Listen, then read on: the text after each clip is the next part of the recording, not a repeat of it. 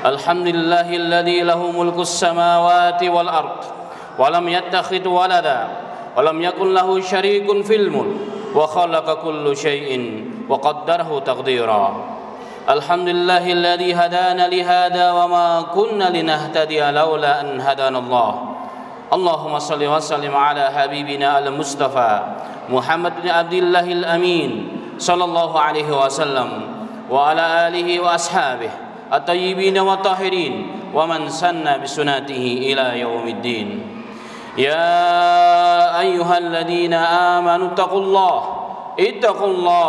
اتقوا الله حق تقاته ولا تموتن إلا وأنتم مسلمون يا أيها الناس اتقوا ربكم الذي خلقكم من نفس واحدة وخلق منها زوجها وبث منهما رجالا كثيرا ونساء واتقوا الله الذي تساءلون به والأرحام إن الله كان عليكم رقيبا أما بعد Ma'asyiral muslimin, sidang Jumat rahimani wa rahimakumullah.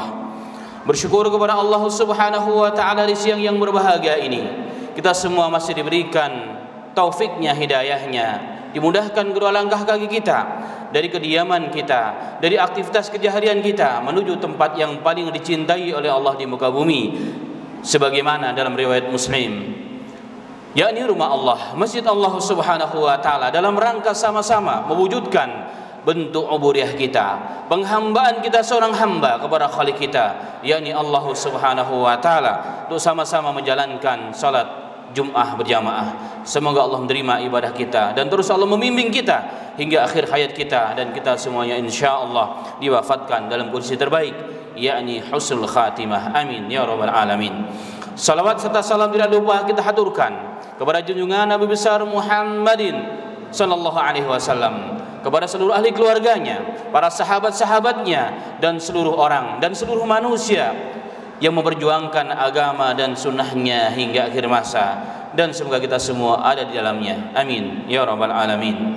Jemaah sekalian yang dirahmati oleh Allah Subhanahu wa taala, khatib pada kali yang singkat ini mengangkat sebuah khutbah yang bertema dusta agar akar segala maksiat dan kejahatan.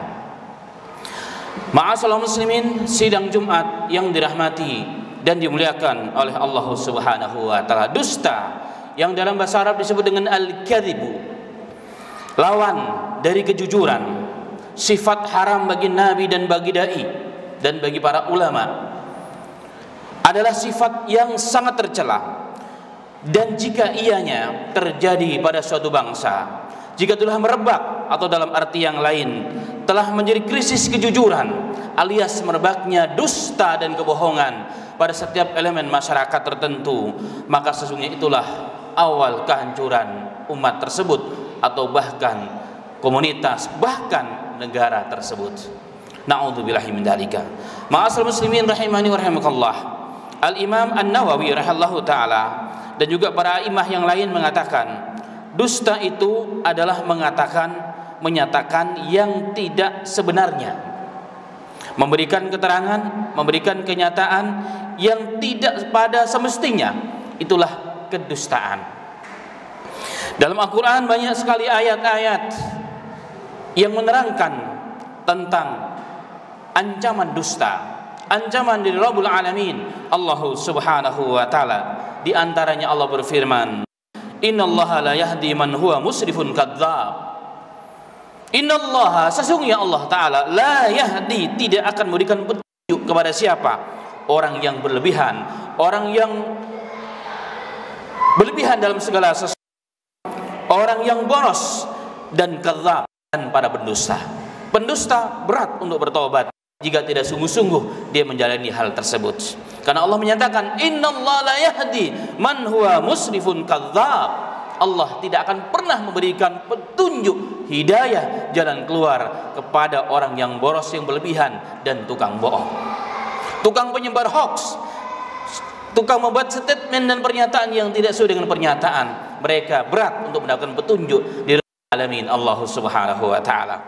Dalam ayat yang lain Allah Subhanahu wa taala berfirman, wailul likulli afakin athim. Celakalah bagi orang-orang yang pembohong dan pendusta. Dalam ayat yang lain bahkan Allah Subhanahu wa taala begitu sangat keras mengancam orang-orang yang tukang dusta. Allah mengatakan, "Qutilal kharrasun." Terbunuhlah, hancurlah, binasalah tukang bohong itu. Yani orang yang suka berbuat bohong, yang suka membuat pernyataan yang berjanji tetapi tidak pernah ditepati. Hancurlah mereka di dunia, dihinakan, dan di akhirat disiapkan azab yang pedih. Wailul lil mukadzibin. Celakalah bagi orang-orang yang berdusta. Orang yang tukang dusta diancam di dunia sebelum di akhiratnya Allah Subhanahu wa taala. Ma'asal muslimin rahimani wa rahimakallah. Kita lihat hari ini secara fakta dan data. Berapa banyak sebuah keluarga yang tadinya harmonis dibangun dengan mahligai kebahagiaan dan ketentraman hancur berantakan gara-gara pasangannya mulai berdusta.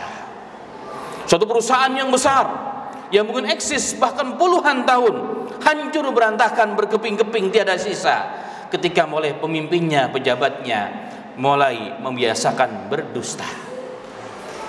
Allahu Akbar.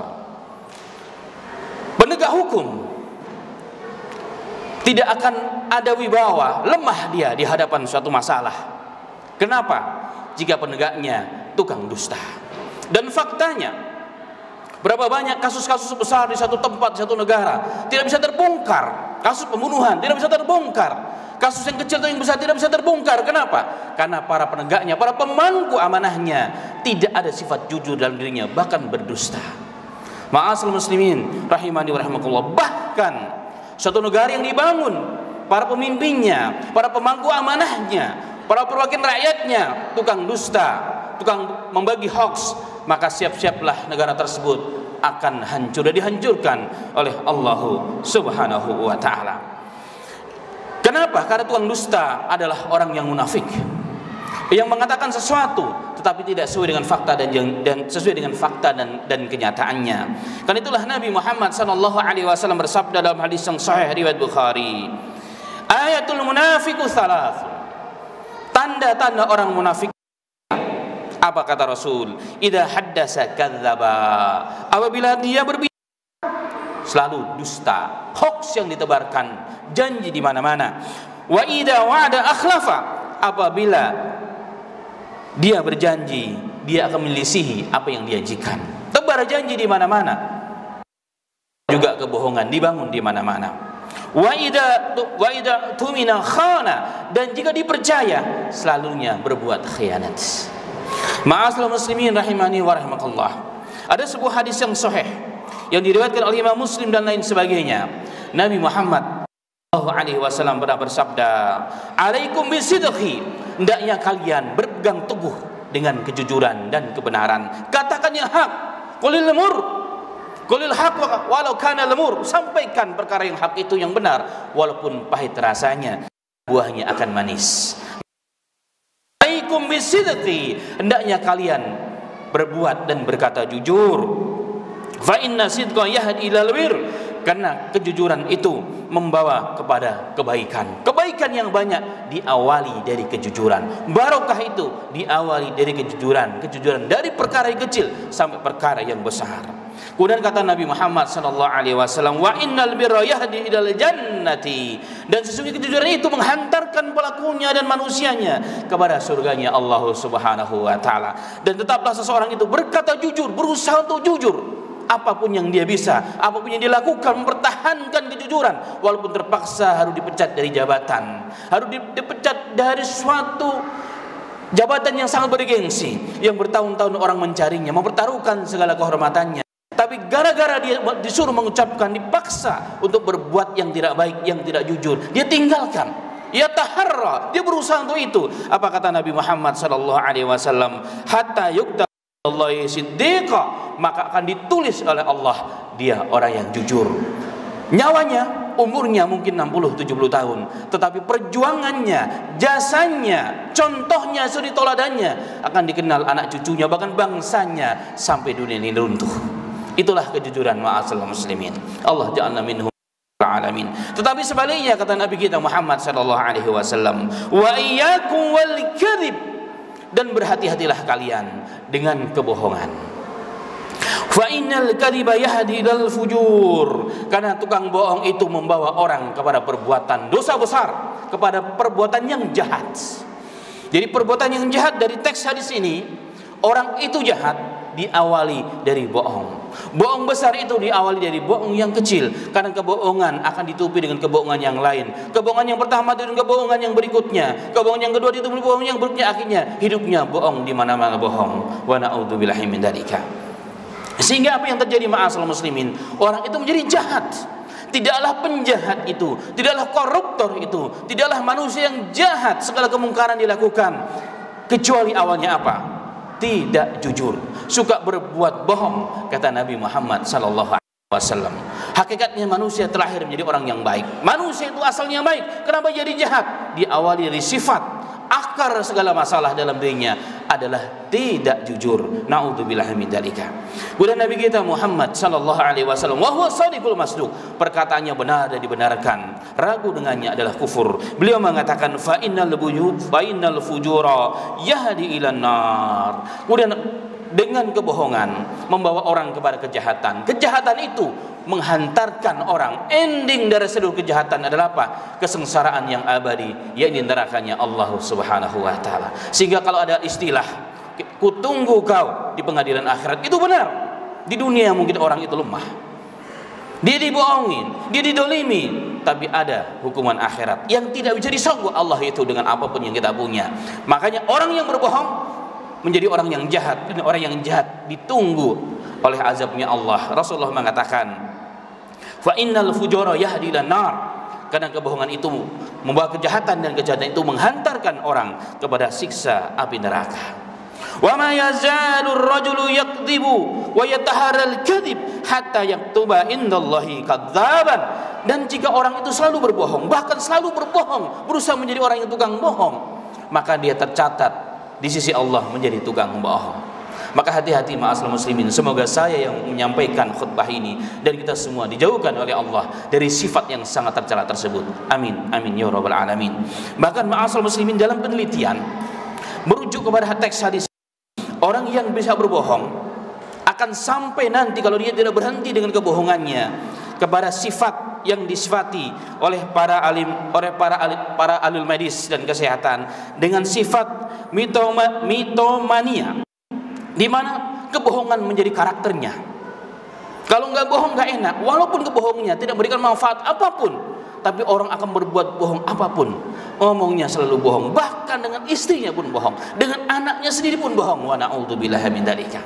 Jika kita terkena penyakit ini ma'asal muslimin, maka cepat-cepatlah kita bertobat kepada Allah Subhanahu wa taala, karena efek daripada kebohongan itu akan menimbulkan berbagai macam malapetaka, fisik dan non fisik.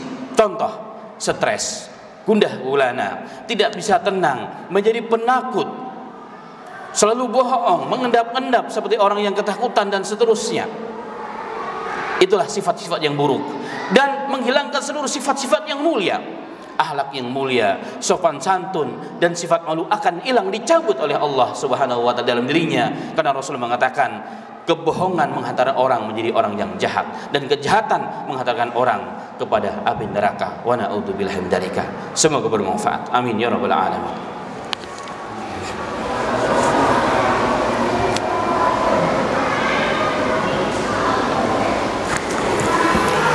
Alhamdulillahilladzi hadani li hadza wa ma kunna linahtadiya laula an hadanallah. Allahumma shalli wa sallim ala habibina Muhammad sallallahu alaihi wasallam. Amma ba'd. Ma'asal muslimin, sidang Jumat rahimani wa rahimakumullah. Sifat al-kadzib yang merupakan sifat haram bagi para nabi dan dai, sifat yang sangat tercela itu, jika terus-menerus dibiarkan dipupuk ianya di mana saja, akan merubah karakter seseorang menjadi orang yang baik menjadi jahat. Bahkan kejahatan tersebut akan merubah fisiknya. Maka muka orang yang tukang bohong pun akan berbeda dengan muka orang yang jujur ma'asal muslimin. Apa buktinya? Dalam Sirah Nabawiyah tertulis dengan tinta emas sebagai pelajaran untuk kita semuanya. Dalam sejarah Nabawiyah, salah seorang sahabat, bahkan kibarus sahabah, yang dahulu merupakan ulama dari kalangan Yahud, dari Bani Qainuqa, orang-orang Madinah. Dia meriwayatkan dalam hadis yang sahih riwayat Tirmidzi dan lain sebagainya. Beliau mengatakan ketika manusia datang mendatangi Nabi Muhammad, ketika baru saja Rasul sallallahu alaihi wasallam sampai dari Mekah ke Madinah, manusia berkumpul, maka dia pun datang untuk melihat benarkah ini Muhammad yang mengaku sebagai nabi yang tertulis ciri-cirinya dalam kitab kami Taurat. Maka Abdullah bin Salam bersama manusia yang lain beramai-ramai berbondong-bondong mendatangi Nabi Muhammad sallallahu alaihi wasallam. Beliau mengatakan, "Falamma ta'amaltu wajhahu," ketika ku perhatikan wajah Nabi Muhammad yang mulia sallallahu alaihi, ku perhatikan, ku pelajari, kata Abdullah bin Salam ini. Fatabassatu amiltu, kemudian aku tasabbut, aku meyakini dan memastikan anna wajhahu laisa biwajhin kadzdzab, bahwa wajahnya Rasulullah pun nampak wajah beliau bukan wajah pendusta. Jadi wajah Rasulullah dari mukanya pancaran cahayanya pun bukan wajah pendusta. Itu Nabi kita Muhammad sallallahu alaihi wasallam. Artinya, kata ulama, tukang dusta itu pancaran wajahnya pun akan berbeda. Gerak-geriknya pun akan nampak dilihat oleh orang, ini tukang dusta, ini ngomong enggak benar ini. Subhanallah. Kemudian beliau mengatakan, wa kana awwalu ma sami'tu min kalamihi, dan yang pertama kali ku dengar dari lisannya mulia sallallahu alaihi wasallam adalah hadis, ayuhan nas absus salam wa at'imut ta'am wa sallu bil laili wan nasu niyam wa tadkhulul jannata bisalam. Wahai manusia, sebarkanlah salam, sebarkanlah kedamaian, kemudian bagi-bagi makanan baru, dan salatlah kalian di malam hari ketika manusia sedang tidur, wa tadkhulul jannata bisalam, kemudian masuklah ke dalam surga dengan keselamatan. Itu kata Nabi kita Muhammad sallallahu alaihi wasallam. Seorang ulama, Al-Imam As-Sindi, pensyarah kitab Sunan At-Tirmidzi, Tuhfatul Ahwadhi, beliau mengatakan, kalimat Abdullah bin Salam, aku melihat wajahnya Rasulullah bukan wajah tukang dusta. Beliau mengatakan, kenapa? Lama laha alihi min sawatihi anwari nubuwah, karena nampak dari wajahnya Rasul, dari raut wajahnya Rasulullah keluar cahaya kenabian, cahaya sidq, tanda kejujuran dari Nabi Muhammad sallallahu alaihi wasallam. Beliau mengatakan, wa idza kana ahlus salahi was salat fil laili yu'rafuna bi wujuhihim fa kaifa huwa wa huwa sayyiduhum sallallahu alaihi wasallam. Jika orang yang soleh saja, orang yang baik, orang yang jaga salatnya, salat malamnya, mukanya pun bercahaya, mukanya pun berbeda dengan orang-orang yang munafik dan tukang dusta, apalagi pemimpin mereka Nabi kita Muhammad sallallahu alaihi wasallam. Demikian khutbah yang singkat ini, semoga bermanfaat bagi kita semuanya, dan kita berdoa kepada Allah semoga kita semua menjadi orang-orang yang dikuatkan, diberikan hidayah oleh Allah, menjadi orang-orang yang benar, berbuat dan bertutur kata yang benar, dijauhkan dari pendusta dan kebohongan. Amin amin ya amin.